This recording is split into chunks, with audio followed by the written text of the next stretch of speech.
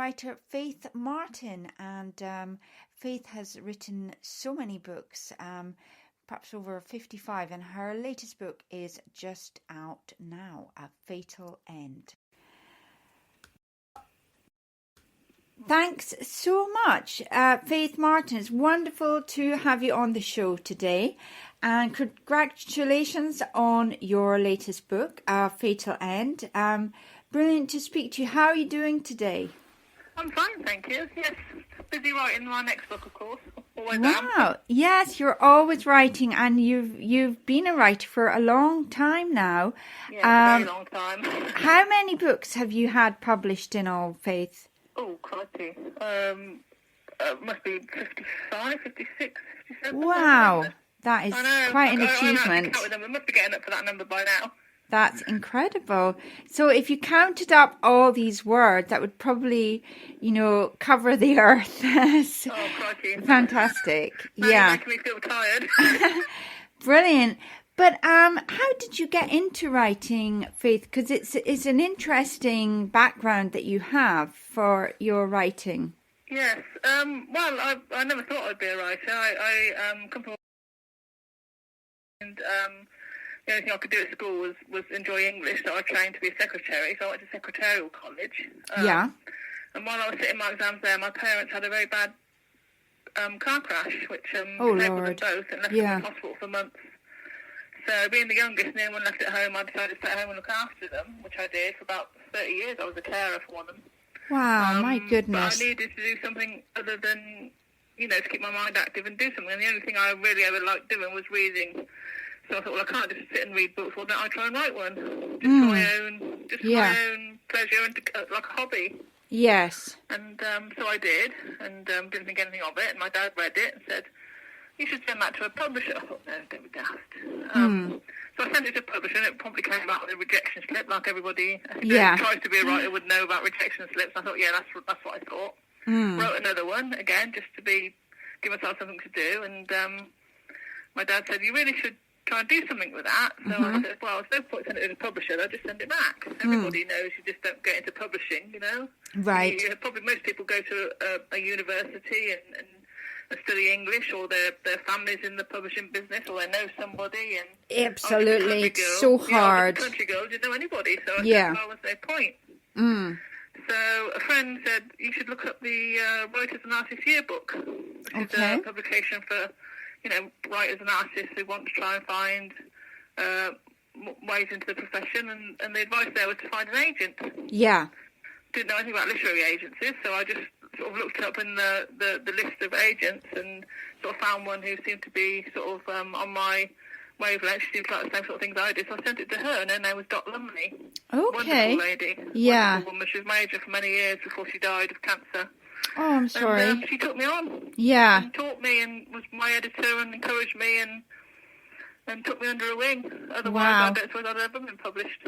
That's amazing. And can you remember, Faith, the first time you knew that you were getting the book published, or that first moment when you heard from the agent, or what was that like? Yes. Well, it was because I never sort of I'm not in publishing. I don't know anything about publishing. I'm a writer, but I'm not in any way conversant with publishing. So I didn't really understand quite what was going on. So I'd written this book called Stolen Fire, this is back in the 90s now, when all these sort of, if you think back to Dallas and Dynasty and all the shoulder pads and the glamour and that sort of thing, it was like a sort of 80s sort of blockbuster type romance type thing. Oh wow! And she said, when I sent it, she said, this is way over long. This is overwritten. You need to do this, that, and the other, and all the rest of it. And I thought she didn't like it very much, but I did what she said, and said, okay, I'm going to put it out to publishers.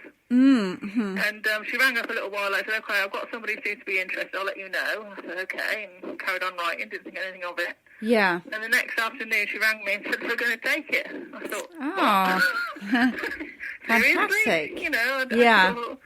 I don't know why, but I wasn't expecting it to happen. It seemed like it came out of the blue. Yes. Well, that is a marvellous story. Yeah.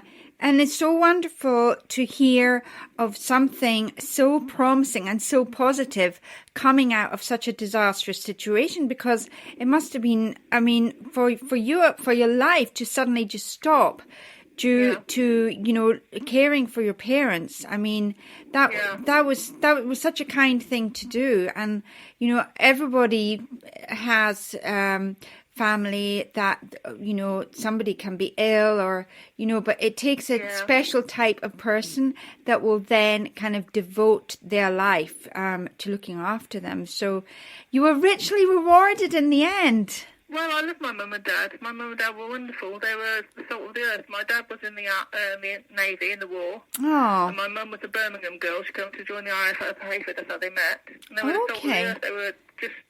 They had 6 children. They lost one early on. And they, you know, my dad worked allotment. He worked 2 chains of allotment, his job, and my mum looked after 6 kids and raised them and did jobs as well. And you know, I mean, they looked after me when I needed being looked after. So it never occurred to me that I shouldn't look after them when they needed it. I never regretted it for an instant. Yeah, absolutely. So did they get to enjoy any of your success? Have they been around for any of the book launches? Yes, they were there by the phone when I was talking to my agent for the first, when she said she was going to publish the film. So I think I must have let out a shriek or holler or something. Brilliant. They were really proud of punching me, I suppose, really. Yes. In our family, you know, when I said I wanted to be a writer, or I was trying to be a writer, it's like saying I'm going to go to Hollywood and be a film star. You know, they dream everybody out, but nobody ever thinks it's going to come true because it's so out there. Yes. Well done. Yeah. That is it's such a brilliant story. And Faith, what would you say to anyone who has dreams of becoming a writer themselves? What would your advice be? Never give up. Yes. This makes it sound like I went to look after my mum and dad, wrote a book, got it published, it was published, but it was about 6 years. 6 years, right. To learn to write. Because I was self-taught, what I would do is I would read books and sort of analyse how they were written and make notes, and I would write a book and think, oh, it's rubbish, throw it away, start another book, write a book.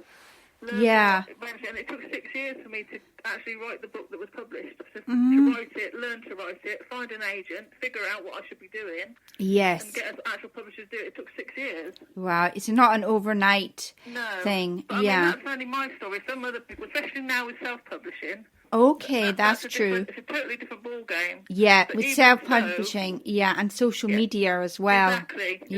But even so, I would say don't give up, because it can be very disheartening. You can get, you know, if you've rejection is very hard to deal with.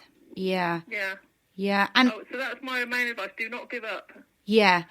And when you've written a book, and they said, I've written a book, and then I just throw it away. But how long would it take to actually write a book from start to finish for you? Well, because I was trained to be a secretary at the time, I'm a touch typist. Okay. And I can actually type more or less now as fast as I can think. Okay, brilliant. The actual writing of it wasn't challenge. The problem. It was the thinking it out and the planning and the plotting. And okay. It's actually practice. It's like anything else. If you start playing the piano, yes, you know, the that's so true. Rubbish. You practice. It slowly gets better, and it's the same with writing. Okay. Yeah, so you have to keep doing it. Yeah. And the more you write, the better you become.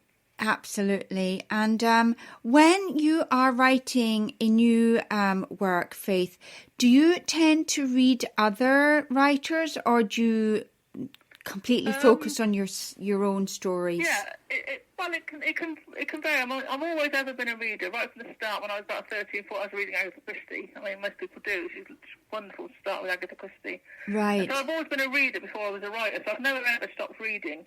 And I read all sorts of crime. But for instance, I've just finished writing The Fatal End, which was set in the 1960s. Right. I will admit to just about remembering the 1960s. Yeah. But I had to do a lot of research, and I did read books that were written in the 60s. Right. And the reason I did that is to put myself sort of in that mindset. But I didn't sort of. I would have read them at some point anyway, because I've read a lot of Golden Age authors. I'm currently reading Mickey Spillane, funnily enough, and he was writing in the 50s. So I would read anyway. But I do tend to tailor my reading to whatever it is I'm writing, just to keep you on track. Mindset, yeah. If that makes sense. Yeah, that's very interesting. And Faith, do you have a special kind of times when you prefer writing? Like, are you a nighttime person, or do you get up really early in the morning, or is it all throughout the day? Well, I had to tailor it really to my circumstances. So when I was looking after Mum and Dad, they would be up in the morning, get them ready, get them set, maybe do an hour or two before lunch, stop for lunch, take the dog for a walk, or them for a walk in the wheelchair. Settle down in the afternoon for a couple of hours and then do that. Of course, now I've lost them. I lost them both. My mum was in her 90s, bless her. Oh, so sorry. I've got more time, but of course, as I've got older, I've had problems with my eyes. Oh, of course, difficult. I've never had good eyesight, and they've told me lately you can't only look at the computer for about a couple of hours a day, which sort of limits my time working. Right. So I tend to work after lunch for a couple of hours, and then that's it. I see. Is there any way you could dictate your writing, or would that not work for the process? I'm sure there is things like, somebody said there's an app or something on the computer. Yes, yeah.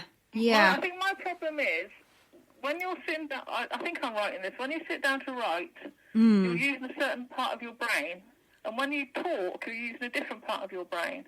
Right. And I'm wondering if I would be able, because I've written for so long in a certain way, 30 years now, sit down at a computer, turn it on, type for it sure. up to word, and think it and type it. Would the process work if I actually spoke it? I know, it's feeling it. Yeah. Does that make sense? I can totally understand. Yeah, it would seem completely different. It would be like you're just giving somebody a call and talking to them. But Exactly. I'm sure it would work, because people love listening to audiobooks so much nowadays as well, don't they? So yes, they do. Yeah. Guess that could be an option. But it might well be. I mean, I want to keep on writing if I can, but I mean, I don't know how long I'll be able to. Going forward, I mean, you always have to adapt. I've been adapting all my life, so at some point that might come down to that, and I'll see. Yeah. Well, you never know. And Faith, what would you say you love most about being a writer? Oh, creating my own world. I love creating my own world. Yeah. In my own world, I can do whatever I like. Yes. I can create anybody I want and get them to do anything I want, and I can be anywhere I want. So when I first started writing, of course, looking after Mum and Dad, I never went on holiday. I think I've been about 4 holidays in my life. Really? So I started writing romances, and I'll set them in places like Hawaii or Caribbean or somewhere, I've never been, never probably will be, but you can make that and be there if you can make your own world. And I think writers, especially, unless they're writing really realistic, gritty, true crime or something, I think most writers would say that writing in their own world and creating their own world is very satisfying.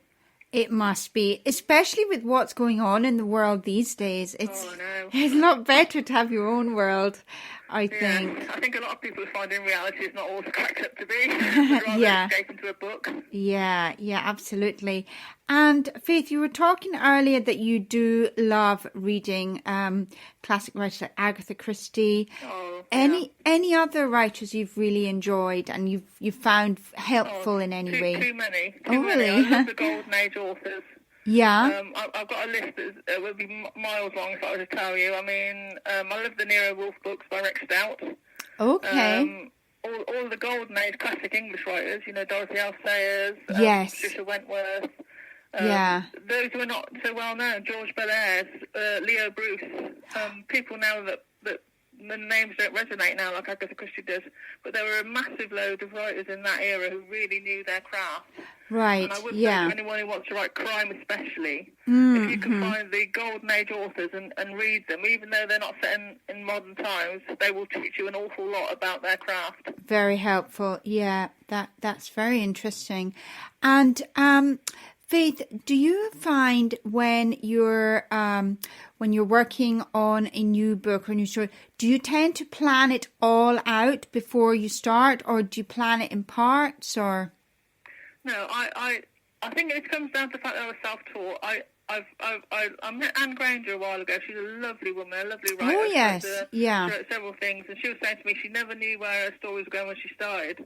Right. And I thought to myself, crikey, I could never do that. I was getting an awful mess if I did that. Yeah. So my routine is very set. I will start off with a basic idea, say A murders B because of C. Right. I will then think, okay, who else would have a motive to murder? Yeah. Okay, so you've got your suspects. Give them their own reasons for doing it, so you sort out motives.